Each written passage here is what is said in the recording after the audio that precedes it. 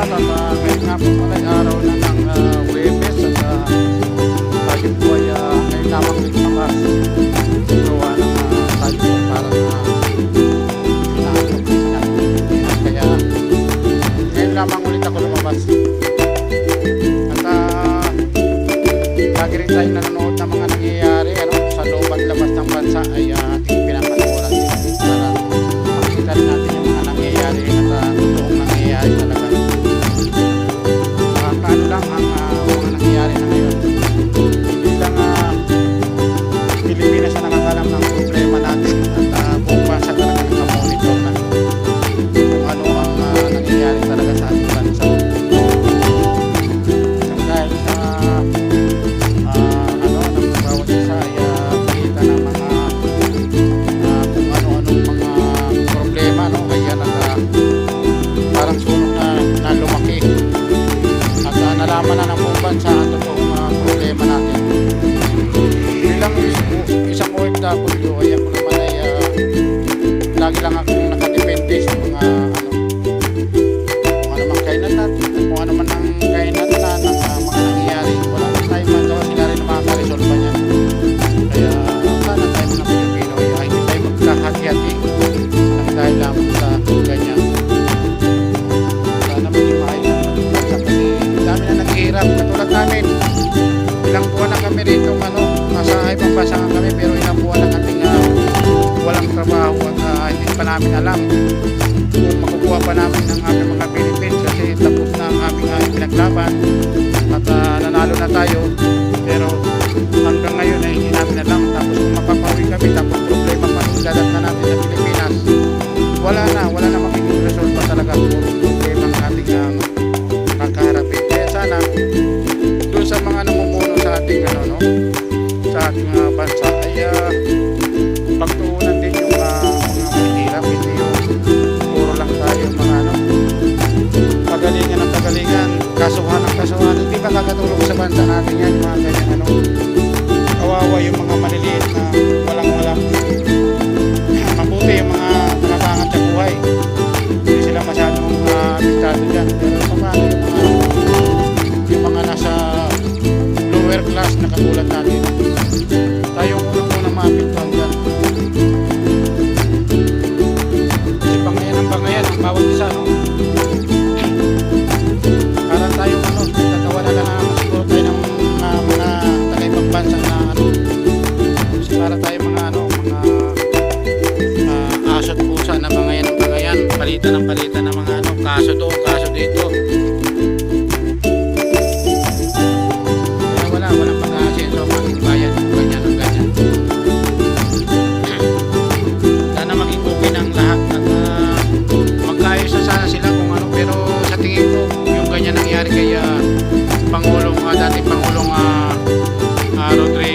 Rodrigo Roa Duterte ay mahirap nang ma-resolve ang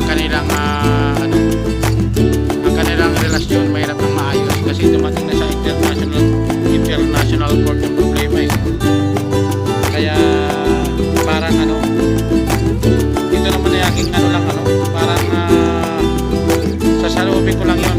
Hindi ko naman kayo kasi tayo naman may kanya-kanya naman tayong tawag dito, may kanya-kanya naman tayong pag-iisip at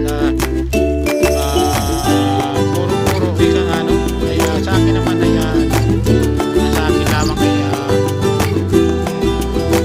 basta ako wala naman din akong alam sa batas din pero para sa akin sana hindi na lang pinarating sa ibang bansa mga problema may bansa may naman tayo meron naman tayong batas na andyan ang Supreme Court, di ba? Pinakamataas na sa Supreme Court. Bakit hindi na lang sana doon muna at kung hindi talaga kaya ng natin saka sana kumuha ng isa pang option at yun na yung option yung international court.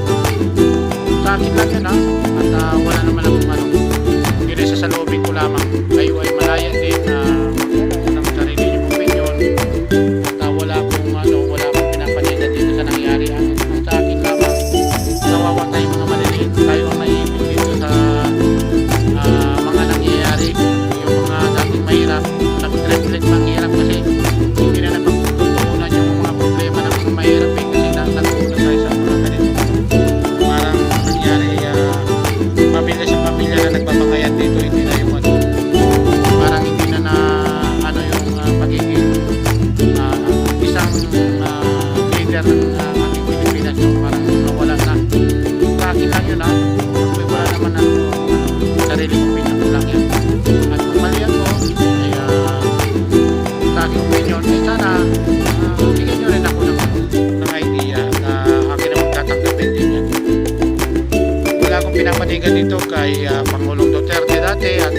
sa bagong presidente, ni Bongbong Marcos, ay lahat naman yan ay ano natin. Kasi siyempre sila ang leader natin eh. At sa akin lang sana, hindi na dumating pa sa ganong punto na talagang para nagkaroon na lang. Tapos sa mga Pilipino parang naging hati na ang opinion. May Duterte, di ba? Kaya tayo parang tayo ang tayo naglalaban-laban tayo para naging pamato din. Kaya kawawa yung dating mahirap na magiging mahirap palalo. Kasi sa sitwasyon natin, sitwasyon ng takbo ng wala na, hindi natin na pagtutunan talaga yung problema na dapat ay para sa ating mga mahirap. Paano na lang yung mga susunod na henerasyon kung lagi na lang ganito. Siyempre pagka nanalo na naman sa sunod, hindi na naman nila panibagong babalikan na naman yung problema na nung isa hanggang sa yun na naman ulit-ulit na lang, diba?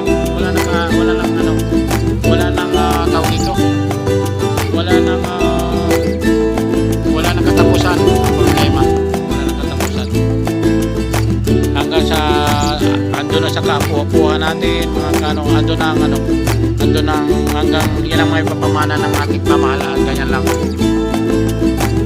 Kaya sana maging maging okay na ang lahat, maging sana yan, matapos na dapat ang mga problema ng baalang natin yung kinakaharap ng ating pamahalaan, kasi kawawa din ang tayong mga maliliit talaga na ipin dito. Yun lamang mga idol, at maraming salamat at yun naman ay opinion ko lamang kasi lagi ako nanonood din sa mga nangyayari din at hindi na rin natin alam din kung sino ba talaga nagsasabi ng totoo at sinong nagsasabi ng hindi, kasi kabilang sila namang mga fake news. Yung iba naman pagpunta ka rin fake news din sila, kaya hindi na natin alam. Kaya katagalan dito ay yung ating isip ay parang na lang, yung ating isip ay parang ligaw na, hindi na natin alam talaga kung sino ang totoo. Sana lumabas ang katotohanan at alam ko naman na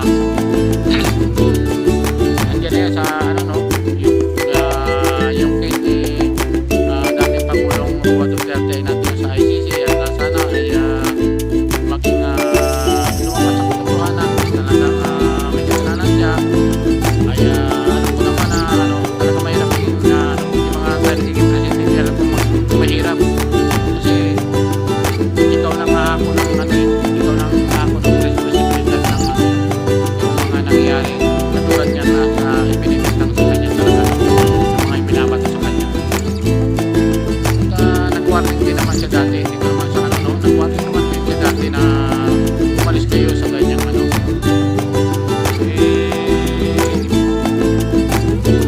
ko bakit gano'n pero sa mga pamilya ng mga ay karapatan talaga din nilang kasi siyempre pamilya talaga yan, kaya kailangan ay ilabas din sila kung yung kanilang pinalaing at yung reklamo na yan. Kaya sana ay lumabas na lang ang katotohanan talaga maging paunti-unti sana maging maayos din ang ating bansa, kasi nakakatulong talaga ang ating bansa para na tayo pinagsasabot ng mga